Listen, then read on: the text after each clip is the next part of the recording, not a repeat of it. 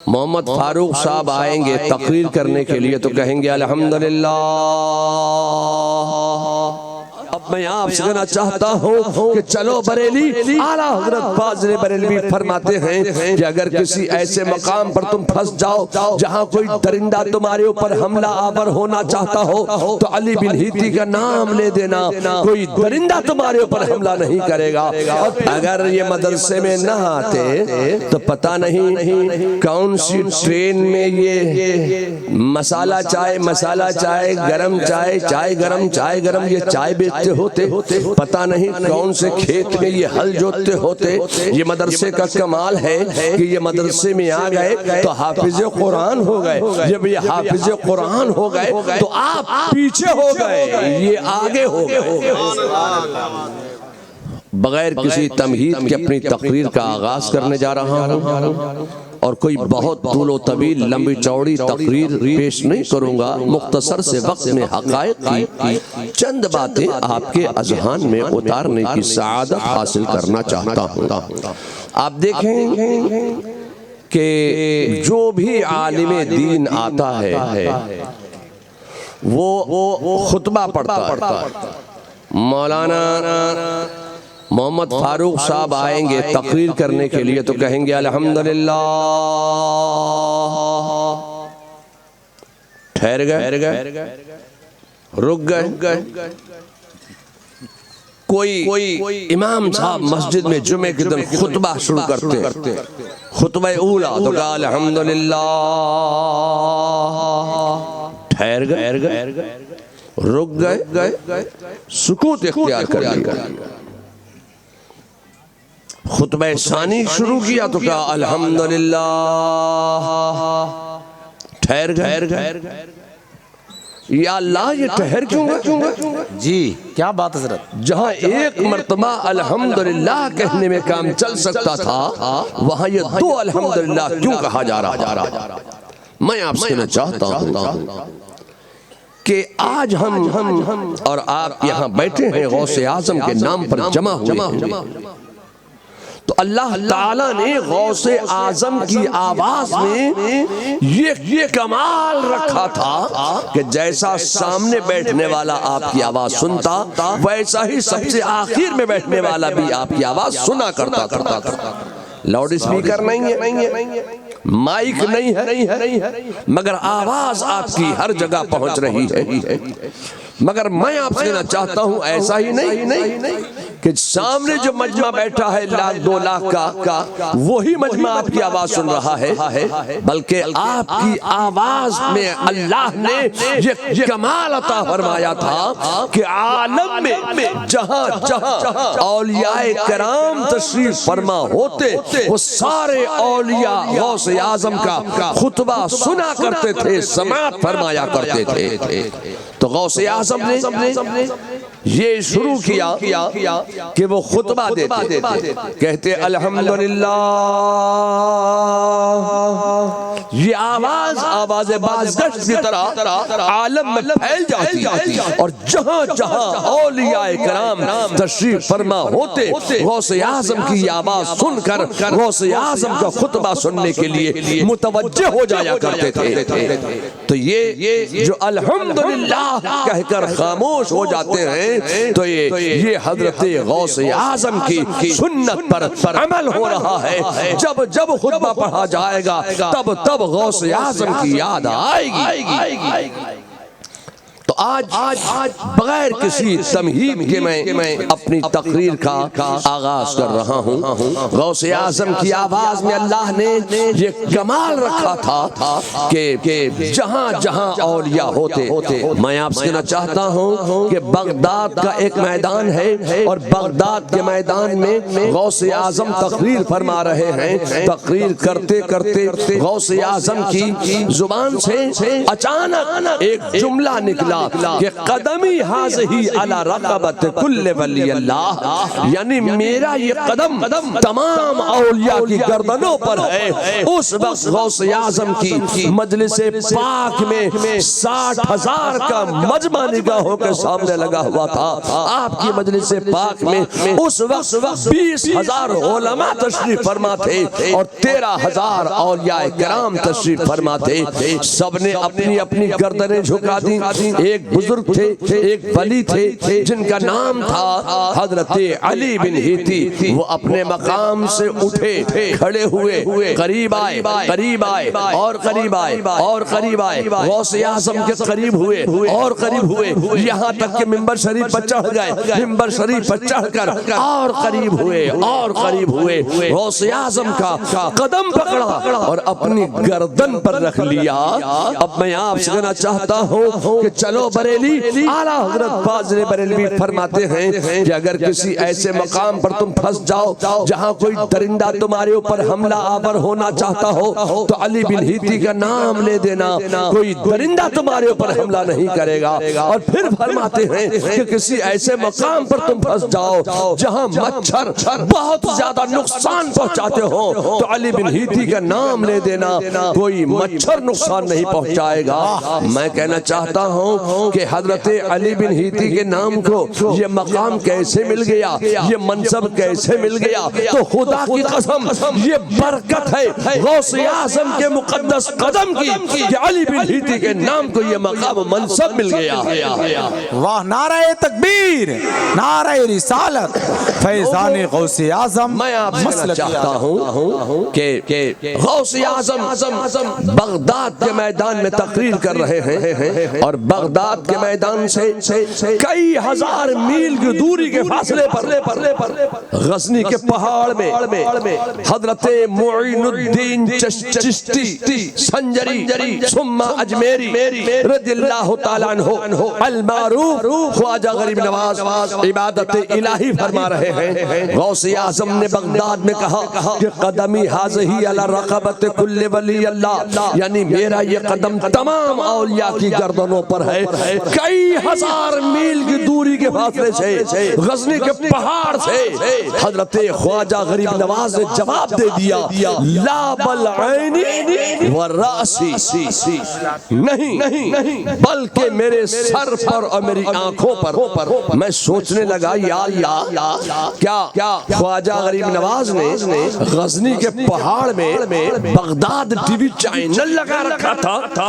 गजनी के पहाड़ में बगदाद टीवी चैनल से वो तकरीर सुन रहे थे, या ख्वाजा गरीब नवाज ने गजनी के पहाड़ में बगदाद रेडियो स्टेशन लगा रखा था, बगदाद रेडियो स्टेशन से तकरीर सुन रहे थे, या ख्वाजा गरीब नवाज ने गजनी के पहाड़ में टेलीफोन लगा रखा था, टेलीफोन पर तकरीर सुन रहे थे, या ख्वाजा गरीब नवाज ने गजनी के पहाड़ में सैटेलाइट लगा रखा था, सैटेलाइट से तकरीर सुन रहे थे, या ख्वाजा गरीब नवाज के हाथ में मोबाइल था, मोबाइल पर तकरीर सुन रहे थे। लोगों, मैं आपसे कहना चाहता हूँ ये वो दौर था जब न सैटेलाइट था, न टेलीफोन था, न सैटेलाइट था, न रेडियाई लहरें थी, न रेडियो स्टेशन था, न वायरलेस था, न टीवी चैनल था। तो गौसे आज़म की आवाज बगदाद के मैदान से कई हजार मील की दूरी के फासले पर गजनी के पहाड़ में कैसे पहुंच रही थी? तो मैं यही तो कहना चाहता था कि गौसे आज़म की जुबान का ताल्लुक सिर्फ रूह से नहीं था,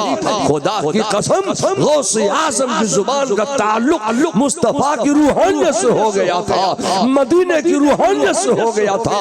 बैठे हैं बगदाद में, आवाज पहुंच रही है गजनी के पहाड़ में, और ख्वाजा गरीब नवाज के कान का ताल्लुक सिर्फ रूह से नहीं था, ख्वाजा गरीब नवाज के कान का ताल्लुक मुस्तफा की रूहानियत से हो गया था। बैठे हैं गजनी के पहाड़ में, आवाज सुन रहे हैं बगदाद के मैदान की। लोगों, मैं आपसे कहना चाहता हूँ कि जब रूह का ताल्लुक मुस्तफा की रूहानियत से हो जाता है तो इंसान बैठता यहाँ है, देखता कहाँ है, है तो ए लोगो तुम भी अपनी रूह का ताल्लुक मुस्तफा की रूहानियत से कर लो, तुम भी अपनी रूह का ताल्लुक बगदाद मुअल्ला की रूहानियत से कर लो, गौसे आज़म की रूहानियत से कर लो, ख्वाजा गरीब नवाज की रूहानियत से कर लो, आला हजरत की रूहानियत से कर लो, मुफ्ती आज़म हिंद की रूहानियत से कर लो।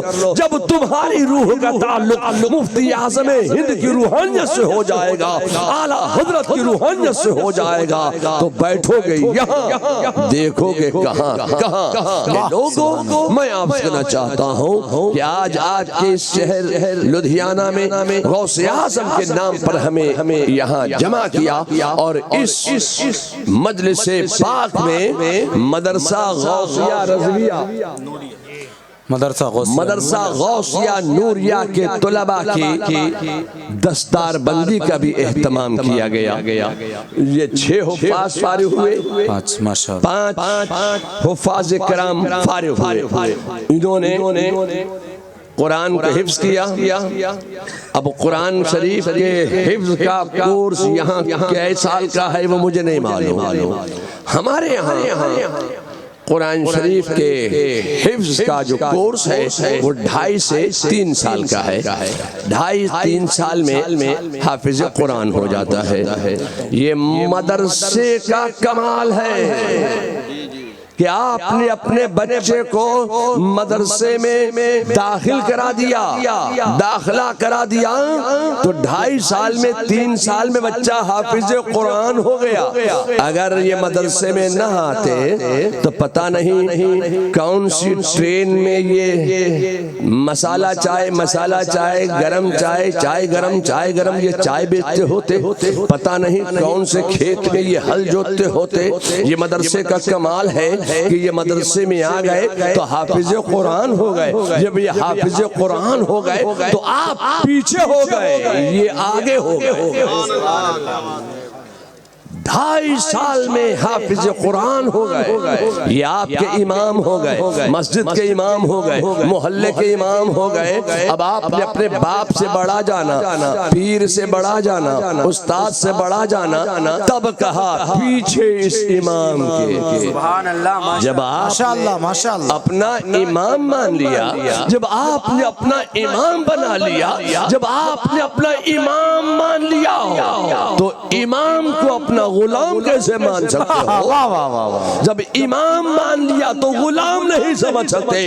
इमाम के ऊपर कोई आप हुक्म नहीं चला सकते हो। ये आपकी मस्जिद के इमाम हैं। मैं आपसे कहना चाहता हूँ ये तो दुनिया में मामला है कि इनके हालात क्या हैं मुझसे बेहतर जानते हैं कि हाफिज का मकाम क्या होता है। मगर मरने के बाद भी हाफिज कुरान का मकाम ये है, मनसब ये है कि आज ये दयाबना, ये वहाबिया, ये अकायदे बातला वाले लोग मुसलमानों में कंट्रोवर्सी पैदा करने के लिए एक बात का बहुत प्रचार करते हैं, तशहीर करते हैं कि इंसान जब जमीन में जाएगा तो जमीन इंसान के जिस्म को गला देती है, सड़ा देती है, फना कर देती है, खा जाती है।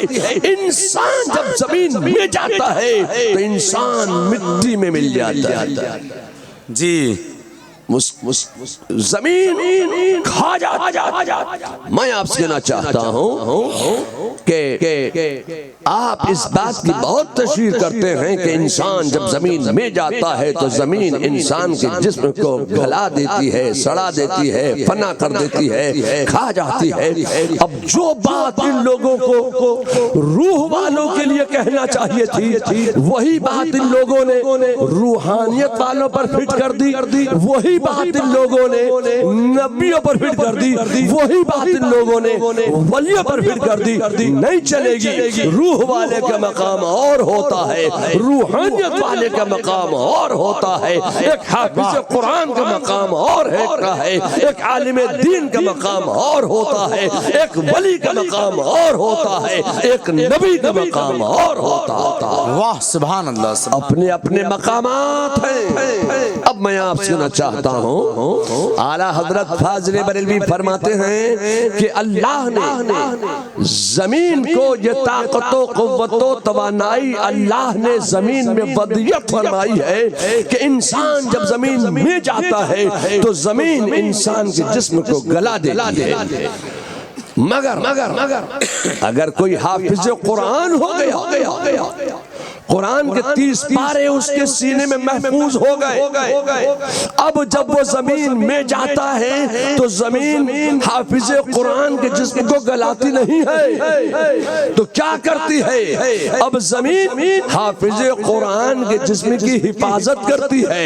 क्यों? इसलिए कि उसके सीने में कुरान के 30 पारे रखे हुए हैं। ये कुरान का कमाल है, ये कुरान का मौजज़ा है कि हाफिज कुरान के जिस्म की जमीन हिफाजत कर रही है। जब हाफिज कुरान के जिस्म की जमीन हिफाजत कर रही है तो साहिब कुरान का आलम क्या होगा? जब हाफिज कुरान के जिस्म की जमीन हिफाजत कर रही है तो साहिब कुरान के जिस्म का आलम क्या होगा? साहिब कुरान के जिस्म की जमीन कैसी हिफाजत कर रही होगी?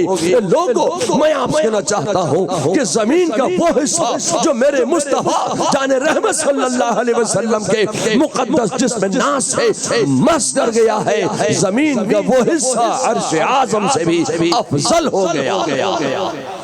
जब हाफिज कुरान के जिस्म की जमीन हिफाजत कर रही है तो साहिब कुरान का आलम क्या होगा? जब साहिब कुरान के हाल का अंदाजा नहीं लगा सकते तो साहिब कुरान जिसके बतन मुबारक में, जिसके रहम मुबारक में 9 महीने तक जलवा कर रहा हो, वो हजरत सैयदा तैयबा ताहिरा जाहिदा आबिदा हजरत आमना रज़ियल्लाहु ताला अन्हा, उनके भी जिस्म की जमीन